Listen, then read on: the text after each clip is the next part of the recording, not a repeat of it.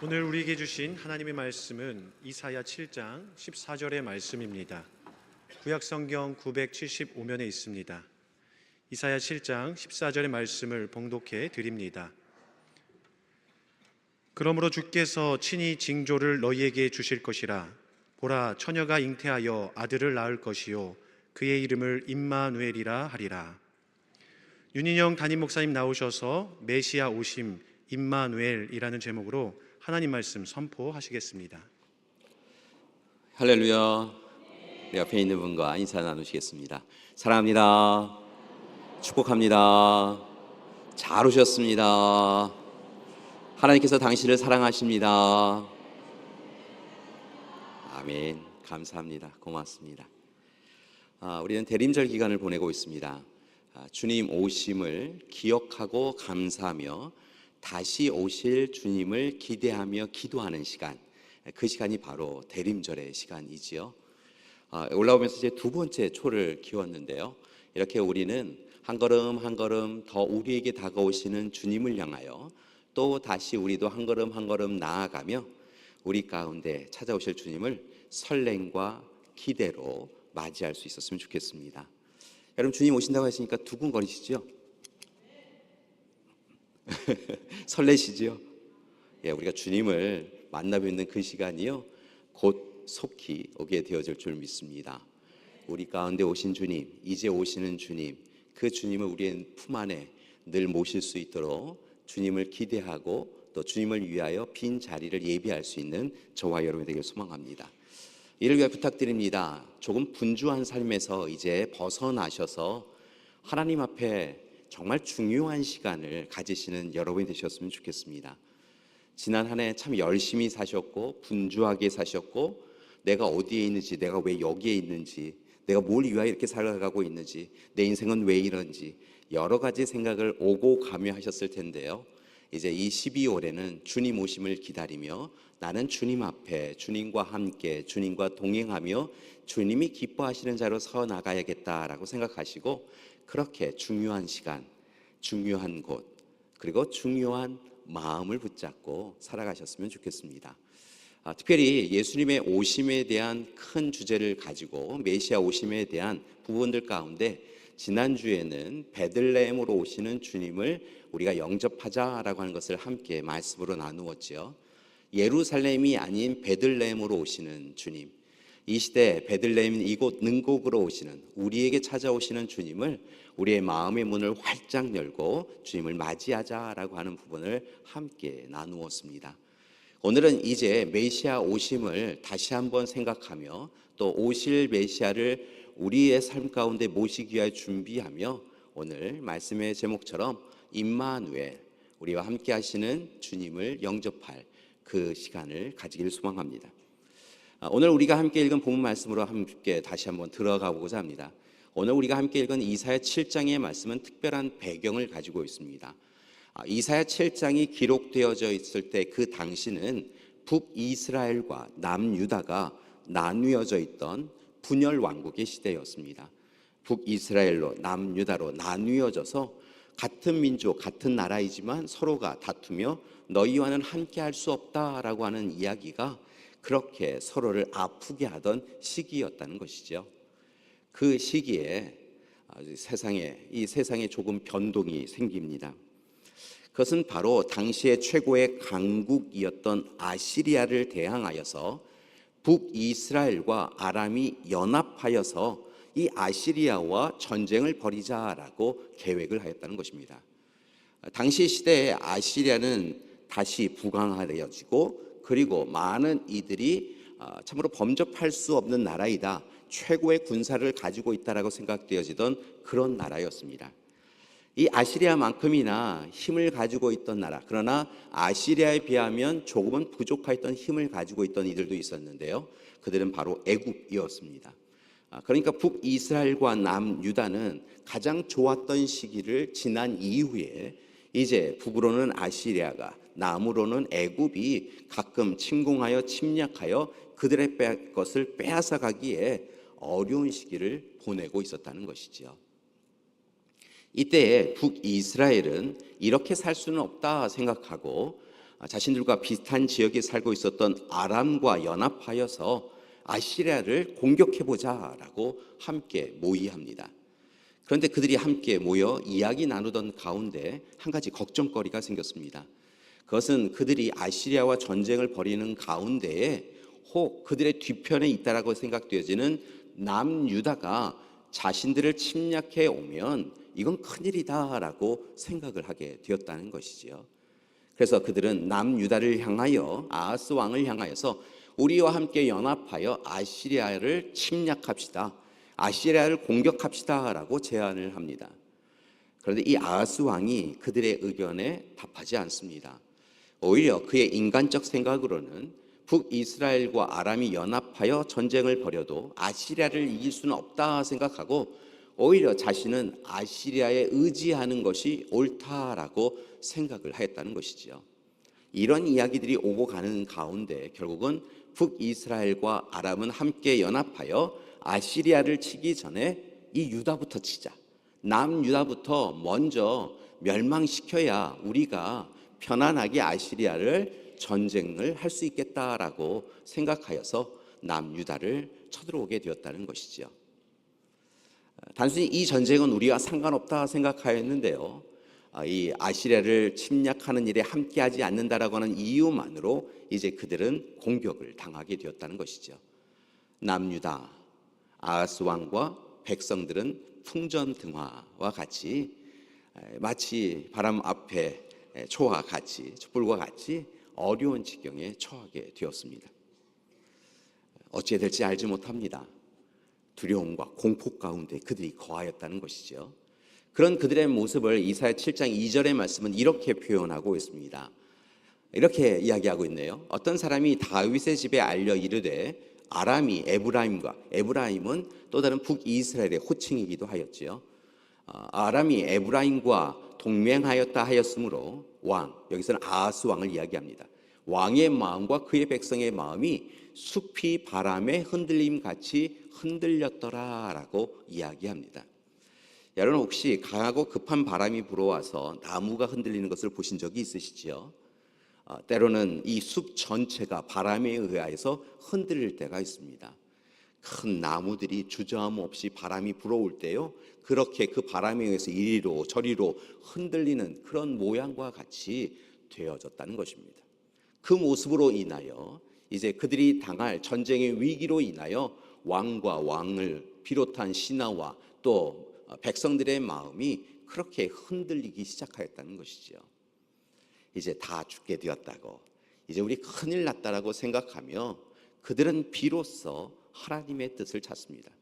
사실은 위기와 어려움이 찾아오면 무엇인가를 선택해야 될 때가 되면 하나님 앞에 먼저 여쭙는 것이 우선이 되어야 되는데요, 이 어리석은 아하스 왕은 자신의 경험과 기준으로 판단과 지식으로 무엇을 해보려고 노력하였다가 이제 참으로 북이스라엘과 아람이 쳐들어온다는 소식으로 인하여 두려움과 공포에 사로잡히자 비로소 하나님을 찾기 시작하였다는 것입니다.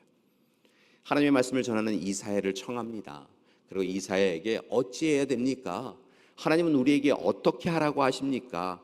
앞서서 여쭈었어야 되는데 이제야 비로소 그렇게 여쭈었다는 것이죠. 이 이야기를 듣고 이사야가 하나님 앞에 간구하고 청합니다. 어찌해야 됩니까? 그러니까 하나님께서 놀라운 이야기를 하여 주셨다는 것입니다. 말씀을 보니까 11절과 12절의 말씀을 보면 하나님의 말씀을 들은 이사야가 아하스 왕과 백성들에게 이렇게 전합니다. 11절의 말씀입니다. 여러분을 위하여서 화면을 준비하였는데요, 한번 우리 11절 12절의 말씀 함께 봉독하시겠습니다. 너는 내 하나님 여호와께 한 징조를 구하되 깊은 데에서든지 높은 데에서든지 구하라 하시니 아하스가 이르되 나는 구하지 아니하겠나이다.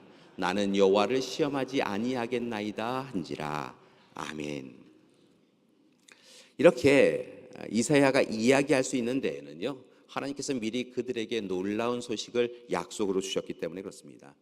4절의 말씀을 보니까요, 이 이스라엘과 아람의 연합군이 쳐들어오는 그 모습을 보면서 우리가 어찌합니까? 라고 이야기할 때 하나님께서는 이사야를 통하여 염려하지 말아라 라고 이야기하고 계시다는 것이죠. 그러면서 비유의 말씀을 전하여 주시는데요. 너희에게는 그들이 쳐들어오는 것이 두려움의 대상일지 알지 못하지만 분명한 것은 하나님께서는 그들이 너희를 이길 수 없다라고 말씀해 주시더라는 것입니다. 그러면서 뭐라 이야기하시냐면 그들은 단지 연기 나는 두 부직갱이 그루터기에 불과하다라고 4절에서 이야기하고 계시다는 것이지요. 여러분, 불이 활활 타오르던 나무들이 있었습니다. 그런데 그 불이 타오르는 것이 아니라 이제 그 불이 다 사그라들어서 그저 연기만이 조금 나는 그런 나무가 있더라는 것이지요. 부직갱이, 두 부직갱이, 그 나무의 끄트머리에 해당되는 그루터기, 그것이 그들의 모습이다라고 말씀하여 주시더라는 것입니다. 그러니 두려워하거나 낙심하지 말라고, 오직 11절에서 12절의 말씀처럼 너희가 마땅히 이 시간에 구할 것은 두려움과 공포 가운데 있는 것이 아니라 하나님이 너희의 하나님이신 것을 시인하고 고백하며 믿음으로 징표를 달라라고 요구하고 있었다는 것입니다. 자, 그런데 조금 전에 12절의 말씀에서 여러분이 함께 보신 것처럼 이사야는 안타깝지만 그렇게 이야기 전하는 아하스 왕으로부터 뜻밖의 이야기를 듣습니다. 아하스 왕이 뭐라고 이야기하냐면요, 나는 구하지 않겠습니다, 나는 하나님을 시험하지 않겠습니다 라고 이야기하더라는 것입니다. 여러분, 하나님께서 함께 하신다고, 그들은 아무것도 아니라고, 이제 연기 나는 부직갱이에 불과하다라고 이야기하시며 징표를 구하라, 너희를 구하신다는 징표를 구하라 라고 말씀해 주셨는데요, 오늘 이 아하스 왕은 구하지 않겠습니다, 하나님을 시험하지 않겠습니다 라고 이야기한 것이지요. 언뜻 보면 이 이야기는 그의 믿음이 굉장히 꽤 괜찮은 것처럼 느껴지게 합니다. 어떻게 하나님을 시험해요? 어떻게 하나님 말씀하셨는데 제가 징표를 달라고 그래요? 전 그렇게 안 할래요 라고 하면서 믿음을 온전히 세운 사람처럼 보여진다는 것이지요. 그런데 안타까운 것은요, 그의 내면은 실제로는 그렇지 않았다는 것입니다. 그의 내면을 들여다보고 그의 답을 달리 해석하면 그는 하나님을 믿지 못하겠습니다, 제 눈으로 보니까 이 아람 군대와 북이스라엘 군대는 강합니다, 그들의 군사력은 우리가 감당할 수 없는 참으로 큰 군사력을, 강한 군사력을 가지고 있습니다. 그러니 이제 하나님이 그들은 부직갱이와 같다라고 하는 그 말씀을 나는 믿을 수 없습니다. 오히려 나는 아시리아와 애국과 같은 사람을 믿겠습니다라고 하며 하나님을 시험하지 않겠습니다라고 믿음으로 든든히 선 것처럼 이야기하지만 하나님을 믿지 못하겠습니다라고 하는 것이 그의 답이었다는 것이지요. 결국은 그는 아수르 왕과 애굽의 바로를 더 믿었다는 것입니다. 그러자 이사야는 구하지도 않은 징조를 그에게 허락해 줍니다. 그것이 바로 우리가 함께 읽은 14절의 말씀인 것이죠. 우리 14절의 말씀 다시 한번 봉독해 보시도록 하겠습니다. 그러므로 주께서 친히 징조를 너희에게 주실 것이라. 보라, 처녀가 잉태하여 아들을 낳을 것이요 그의 이름을 임마누엘이라 하리라. 아멘. 여러분, 구하지도 않은데요, 징표를 주시는 하나님이세요. 하나님은 그런 분이세요. 우리와 함께 하시며 우리를 지키시며 우리를 도우시며 우리가 힘들고 어려울 때 하나님은 우리와 함께 하시고 우리에게 징표도 허락해 주시는 그런 하나님이시라는 것이지요. 그런데 오늘 말씀을 읽으시며 14절의 말씀을 읽으며 몇 번씩 되풀이하여 읽을 수밖에 없는 어려움이 우리 가운데 있는 것을 깨닫습니다. 그것은 바로 동정녀 탄생 예고이기 때문에 그렇습니다. 여러분, 동정녀, 남자를 알지 못하는 여인, 그 여인에게서 아이가 출생할 수 있을까요? 아직 처녀인, 남자를 알지 못하는 이에게서 아이가 태어날 수 있는 것은 아니지요. 그것이 하나님께서 세우신 창조의 질서입니다. 그런데 놀라운 것은 동정녀에게서 아이가 탄생할 것이다 라고 하는 이 예고를 하나님은 아하스 왕과 백성들에게 그들을 도와 그들을 지켜주신다고, 전쟁에서 이기게 하여 주신다라고 하는 약속으로 주셨다는 것입니다. 아하스 왕은 갑자기 동정녀 탄생의 예언이 과연 가능한 일인가 라고 의문을 가졌으리라 생각이 듭니다.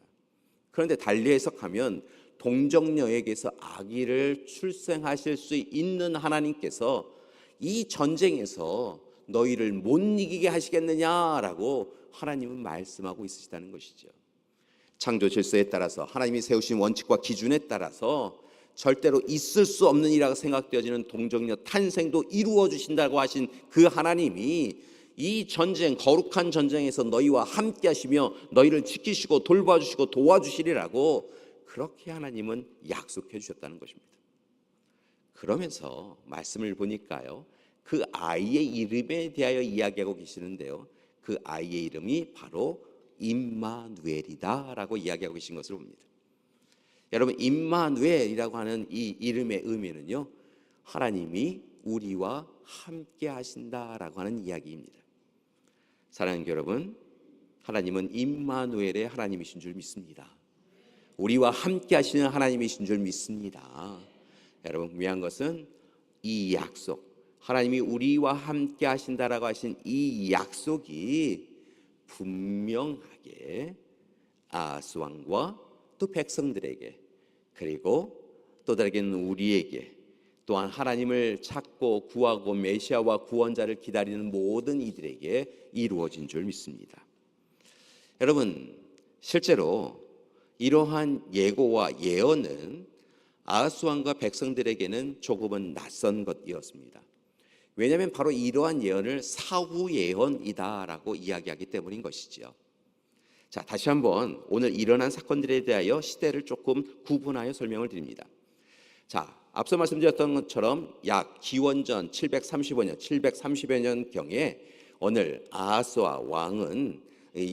왕과 백성들은 어려움에 처해 있었습니다. 그들을 향하여서 하나님께서는 그들과 함께 하시며 전쟁에서 이기게 해주신다라고 하며 예고를 해주십니다. 근데 그 예고가 하나님이 함께 하셔서 전쟁에서 이기게 하시는 사건 이전에 이루어지는 것, 보통 그것을 사전 예언이라고 이야기하는데요, 그렇게 이루어진 것이 아니라 약 700년 후에 이스라엘에게 이루어지는, 이 베들레헴에 또 이스라엘 땅에 이루어지는 그런 예언, 동정녀를 통하여 예수님이 오시는 그 예언이 이후에야 성취되어졌다는 것이죠.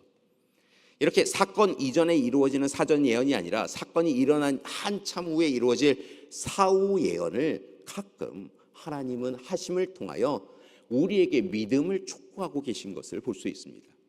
그러니까 사전 예언을 통하여 하나님은 우리에게 이루실 일을 보여주시기도 하시지만 사후 예언을 통하여서 그 예언을 믿는 자들을 통하여, 하나님께 남은 자들을 통하여, 하나님의 뜻을 붙잡는 자들을 통하여 마침내 오랜 시간이 지나도 그것을 이루어 주시는 때가 있더라는 것이죠. 그렇게 오늘 이 시간 이사야에게 전하여 주신, 이사야를 통하여 이 아하스 왕에게 전해 주신 사후 예언은 앞서서 또 다른 사사인 기드온을 통하여 미디안 족속과 싸움을 벌일 때 보여주셨던 사전 예언과는 조금 차이가 있는 것을 봅니다.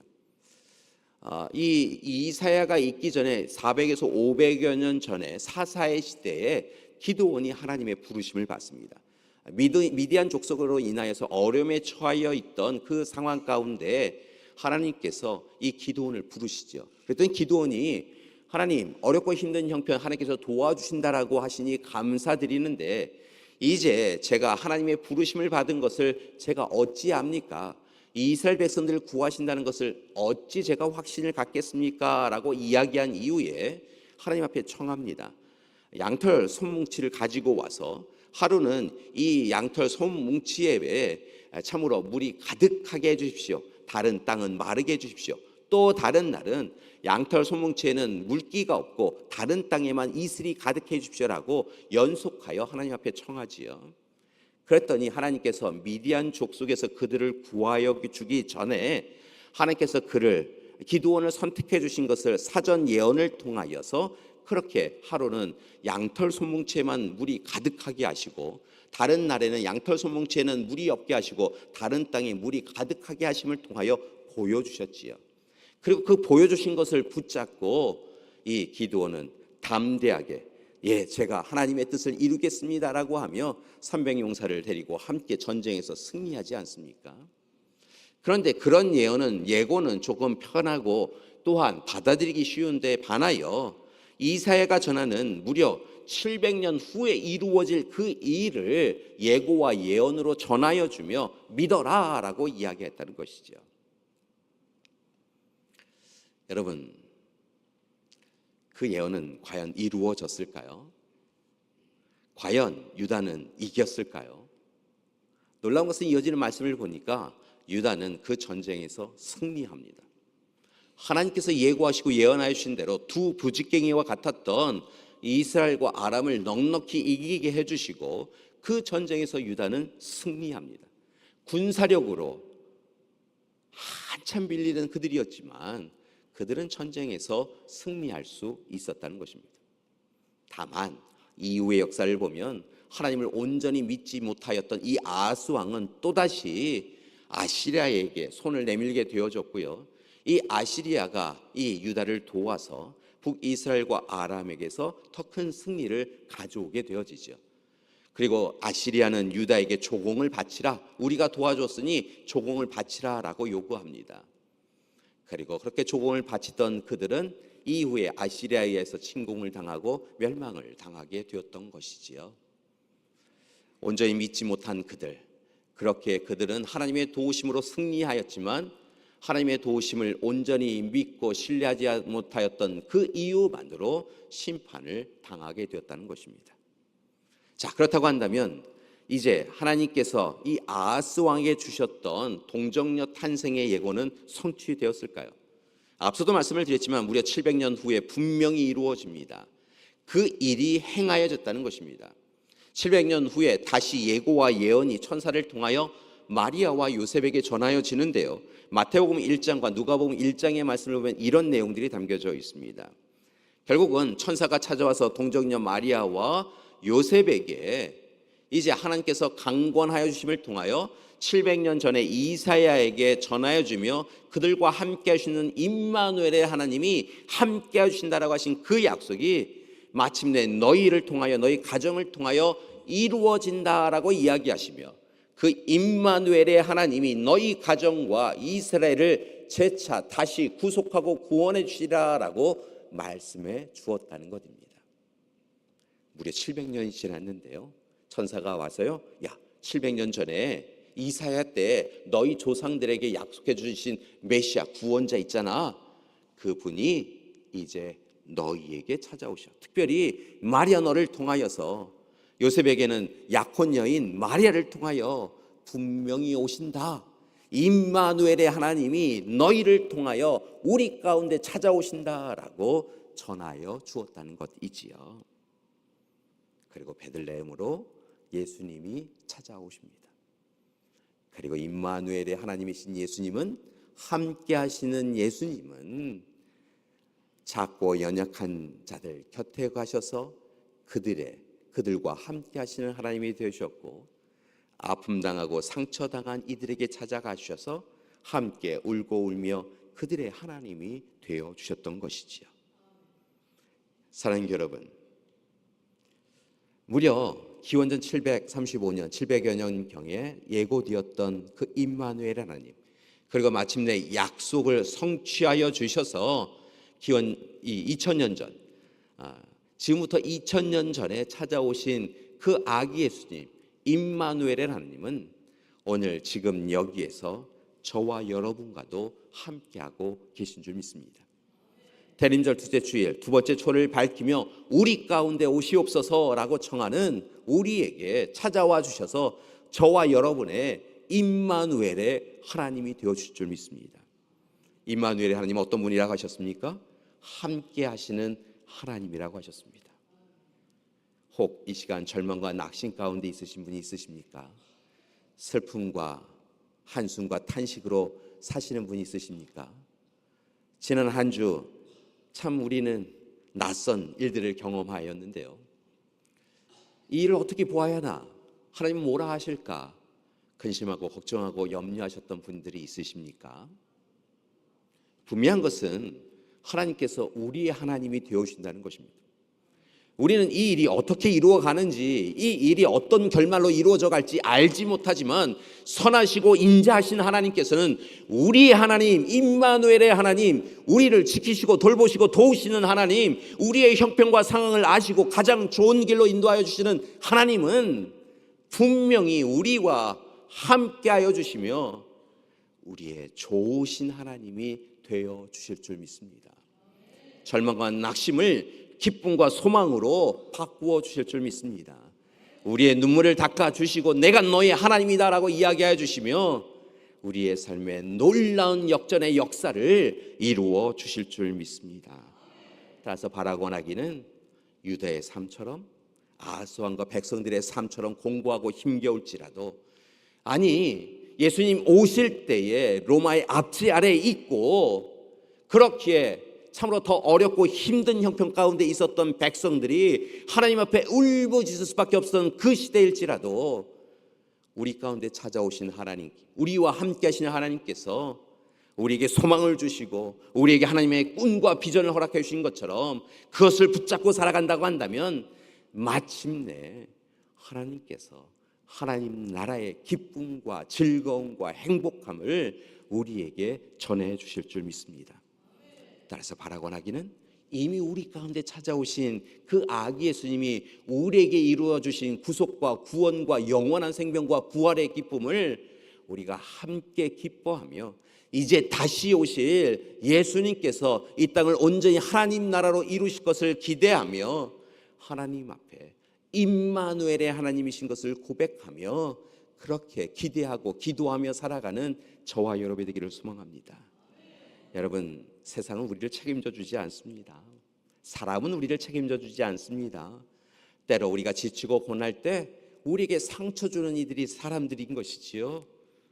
그런데 하나님은 언제 어디서나 우리와 함께 하시며 우리를 돌보시고 도우시고 지키어 주실 줄 믿습니다.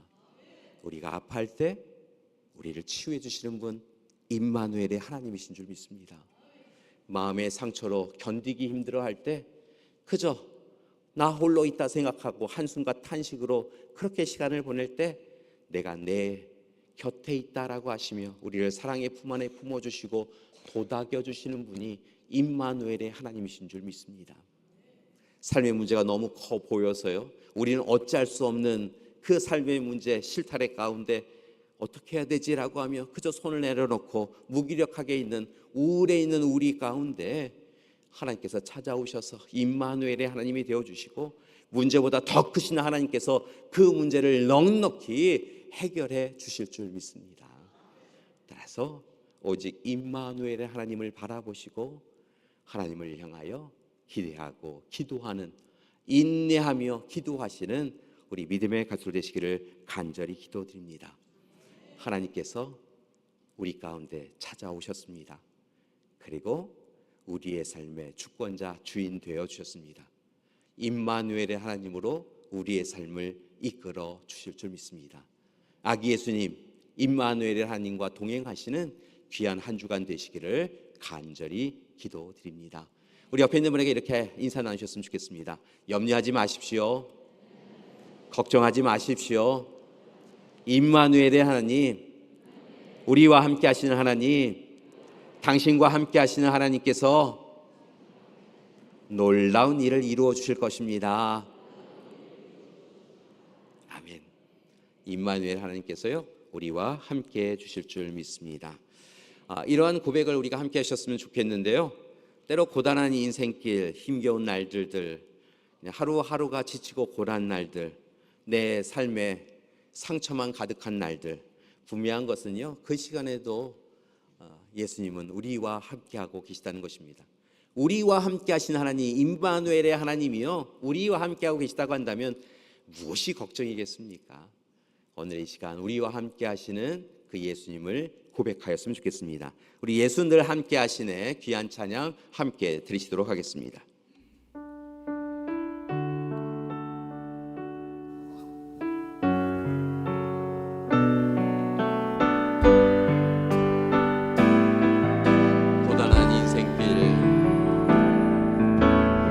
고단한 인생길 힘겨운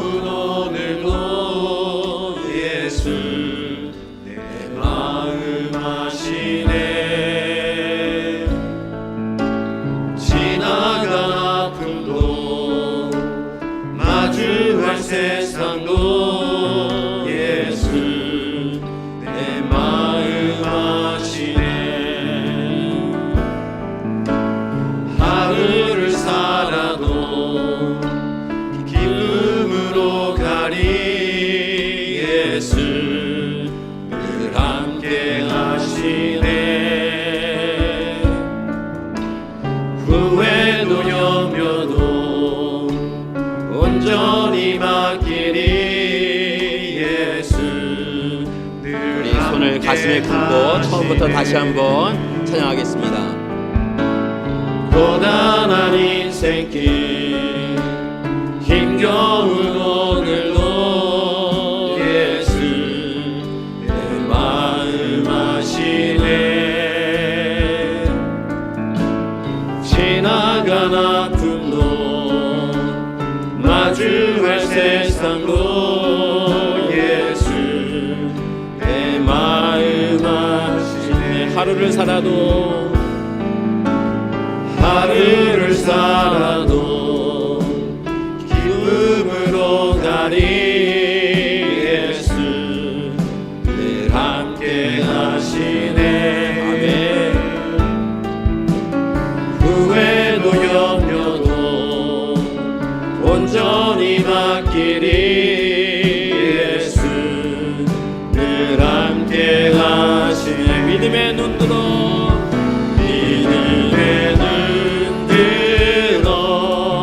주를 보리. 이 또한 지나가리라. 주어진 내 삶의 시간 속에 주의 뜻 알게. 믿음의 눈 들어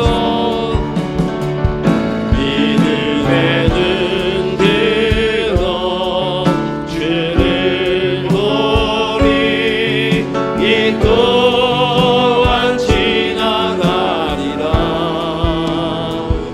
주어진 내 삶의 시간 속에 주의 뜻 알게 하소서.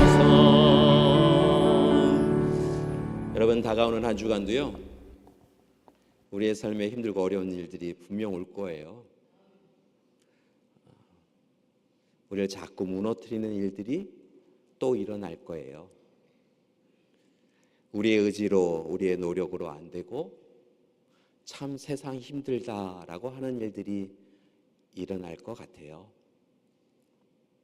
그때 이렇게 우리 안에 계신 주님 앞에 지금 나와 함께 하시는 하나님, 우리 가족과 함께 하시는 하나님, 우리 교회와 함께 하시는 하나님, 이 나라 이 민족 이 백성들과 함께 하시는 하나님, 우리와 함께 하시는 하나님, 하나님밖에 없습니다. 하나님이 도와주실 줄 믿습니다. 하나님께서 역전시켜 주실 줄 믿습니다. 놀라운 사랑 베풀어 주실 줄 믿습니다. 그렇게 기도하는 우리가 되길 소망합니다. 그때 동정녀 탄생을 통하여서 임마누엘의 하나님이 되어주신 그 하나님께서 우리와 함께 하시며 우리가 생각할 수 없었던 놀라운 일을, 우리는 할 수 없었던 놀라운 일들을 하나님께서 분명 이루어 주실 줄 믿습니다. 그 하나님의 사랑을, 하나님의 은혜를, 하나님의 놀라운 역사를 이루어 가시는 우리 믿음의 가족들 되시기를 간절히 기도드립니다. 함께 기도하시겠습니다. 사랑의 주님, 오늘 이 시간 이사야 예언자를 통하여 아하스와 그의 백성들에게 예고하시고 예언하셨던 대로 2000년 전에 아기 예수님으로 찾아와 주시니 감사드립니다. 동정녀를 통하여 이 땅에 오시고 또한 임마누엘의 하나님 되어주신 것 감사드립니다. 하나님, 이 시간 이제 이곳 우리와 함께 하시는 하나님이신 줄 믿습니다. 우리 믿음의 가족들 한 분 한 분 만나 주시옵시고 하늘의 사랑과 자비와 긍휼을 베풀어 주셔서 날마다 함께 하시는 하나님으로 인하여 하나님 때문에 하나님을 통하여 세상을 넉넉히 이기며 살게 하여 주시옵소서. 슬픔이 기쁨으로 변화되게 하여 주시옵시고 절망이 희망이 되게 하여 주시옵소서.